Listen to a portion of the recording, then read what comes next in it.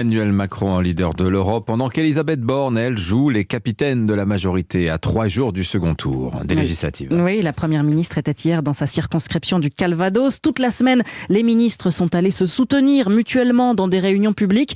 Objectif, convaincre et montrer un camp uni. Bonjour Jacques Serret. Bonjour. Jacques, ces derniers jours de campagne sont cruciaux pour la Macronie qui ne craint qu'une chose, ne pas maintenir sa majorité absolue à l'Assemblée nationale. Oui, sans vouloir jouer à se faire peur, les candidats marcheurs n'échappent pas au sondage et à leur lecture, plusieurs candidats concèdent, une certaine inquiétude. Ensemble n'a pas l'assurance d'obtenir dimanche la majorité absolue. Moins de 289 sièges, une hypothèse jugée inimaginable il y a encore quelques semaines. Il faut dire que depuis l'entrée en vigueur du quinquennat il y a 20 ans, le parti ayant remporté la présidentielle a toujours obtenu une majorité absolue de députés. Ce serait un cauchemar, craint un parlementaire de l'actuelle majorité.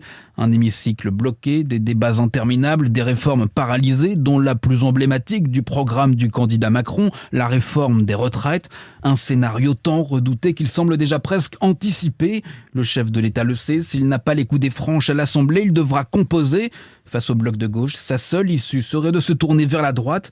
Jamais trop prudent, Emmanuel Macron a déjà commencé à le faire. Lundi, au lendemain du premier tour, il recevait Gérard Larcher, le président Les Républicains du Sénat, en toute discrétion. Jacques Serret du service politique d'Europe 1.